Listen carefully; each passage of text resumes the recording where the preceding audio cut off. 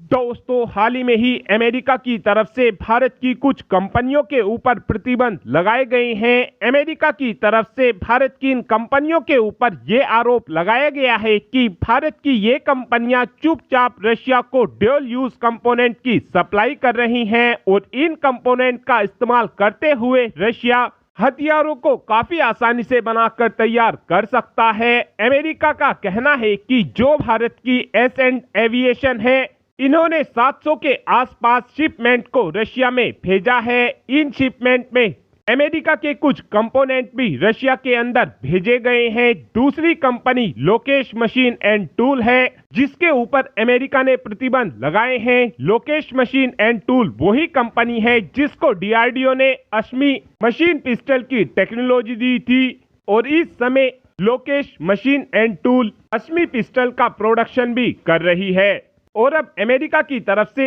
इस कंपनी के ऊपर भी प्रतिबंध लगा दिए गए हैं। इन कंपनियों के ऊपर प्रतिबंध लगे होने का नुकसान यह होगा कि अब ये कंपनी चाहकर भी डॉलर में पेमेंट नहीं कर पाएंगी और जितना भी इन कंपनियों का पैसा यूएस डॉलर में था, अब उस पैसे को भी अमेरिका की तरफ से फ्रीज कर दिया जाएगा। साथ में एक अपडेट भारत और फ्रांस को लेकर भी आया है और ये अपडेट अमेरिका की जनरल इलेक्ट्रिक को 440 वोट का झटका देने वाला है।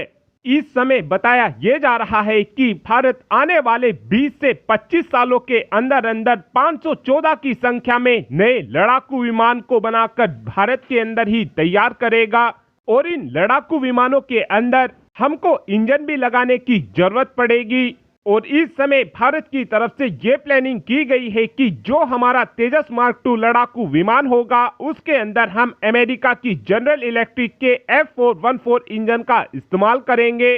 और अब ये बात फ्रांस भी समझ चुका है कि अमेरिका के ऊपर भारत पूरी तरीके से भरोसा नहीं कर सकता है। इसी बात को देखते हुए अब फ्रांस की तरफ से भारत को ये ऑफर दिया गया है कि भारत चाहे तो जो 110 किलो न्यूटन का इंजन हमारे साथ मिलकर बनाएगा, भारत इस इंजन का इस्तेमाल अपने एम का मार्क 2 लड़ाकू विमान के साथ साथ अपने तेजस मार्क 2 लड़ाकू विमान के अंदर भी लगा सकेगा, जिसका फायदा भारत को यह होगा कि भारत को फिर अमेरिका की जनरल इलेक्ट्रिक के F414 इंजन के ऊपर निर्भर नहीं रहना पड़ेगा। और जो ये भारत का स्वदेशी 110 किलो न्यूटन थ्रस्ट जनरेट करने वाला इंजन होगा, ये अमेरिका की जनरल इलेक्ट्रिक के F414 इंजन से 12 किलो न्यूटन ज्यादा थ्रस्ट को जनरेट कर सकेगा, जिस कारण हमारे लड़ाकू विमान ज्यादा शक्तिशाली होंगे।